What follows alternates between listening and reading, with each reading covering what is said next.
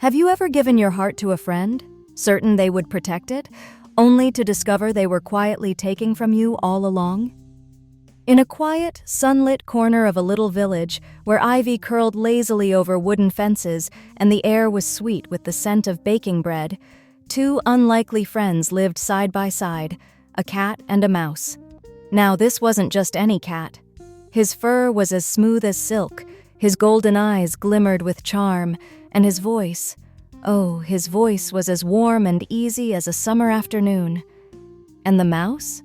She was tiny and soft, her whiskers twitching like silver threads in the light, her heart wide open to the world.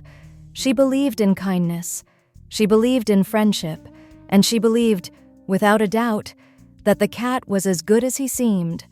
One crisp autumn morning, as amber leaves danced down from the trees, the cat said gently, "Little friend, winter will soon be upon us.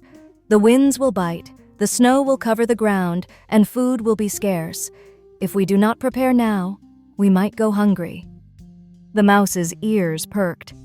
"You're right," she said in her soft voice. "We should store something before the frost comes." Together they found a small clay pot and filled it to the brim with creamy, rich grease, smooth and golden, smelling of warmth. It would be their treasure, their lifeline for the cold months ahead. "But where can we keep it safe?" the mouse wondered aloud. The cat's eyes gleamed. "In the church," he said thoughtfully. "No one would dare touch it there. Beneath the organ it will rest in peace, quiet, safe, and holy." The mouse agreed, and so one golden afternoon they slipped into the church together. Sunlight spilled through the stained glass windows, casting pools of red, blue, and gold on the stone floor. With gentle care, they placed the pot beneath the great organ, as though laying a crown on velvet. Days passed. The air grew colder. One morning, the cat stretched lazily and said, "I must go away for the day. My dear aunt has had a kitten, and I have been asked to be the godfather." The mouse's eyes brightened. "How wonderful! Please give her my warmest wishes." But there was no aunt, no kitten, no christening. Instead, the cat slinked through narrow alleyways, leapt across mossy rooftops, and slipped into the church. The moment he saw the pot, his whiskers twitched with delight. He lifted the lid, dipped in a paw, and licked off the very top layer. He purred. "Top off, indeed." When he returned that evening, the mouse greeted him cheerfully. "How was the christening? What did they name the little one?" The cat's golden eyes didn't waver. "Top off," he replied. "Top off? That's unusual," the mouse mused. "Well," said the cat with a shrug, "no stranger than names like Cheesebiter or Crumb Stealer. Families have their ways." As the weeks rolled on and frost began to cling to the windows, the cat came again one morning with a story. "I've been invited to another christening.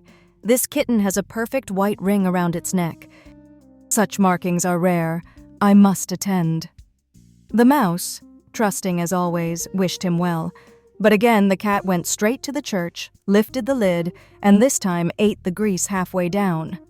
"Nothing tastes as good as what you eat alone," he purred to himself. When he returned, the mouse was sweeping their little home with a broom of pine needles. "And the name this time?" she asked. "Half Out," he replied smoothly. "Half Out?" She gave a puzzled smile, even stranger than the last. Snow began to fall, drifting softly from the sky like tiny feathers. Then came the third time. The cat, stretching by the firelight, announced, "Another christening.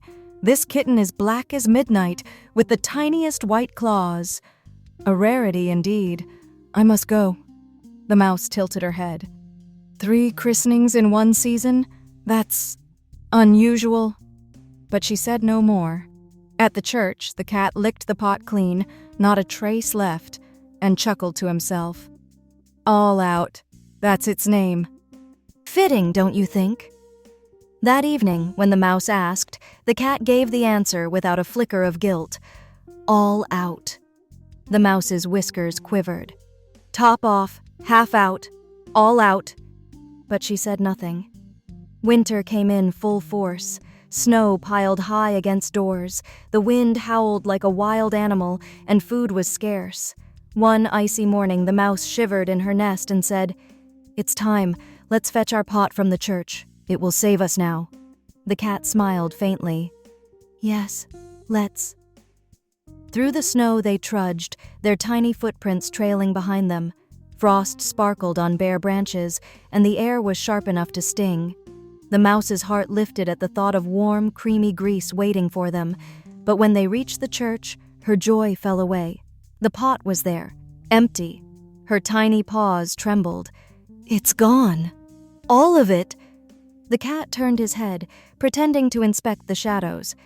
"You stood Godfather 3 times," the mouse whispered. "Top off, half out, all out. It was you." The cat's voice dropped to a growl. "Careful." But the mouse, trembling, found her courage. "It was you," she cried. The words were barely spoken before the cat pounced. Outside, the wind wailed. Inside, the church fell still. And that, dear listener, is how trust can be broken. Not with a shout, but with a smile. The lesson? Protect your trust as you would your most precious treasure. Not every warm word is spoken from a warm heart.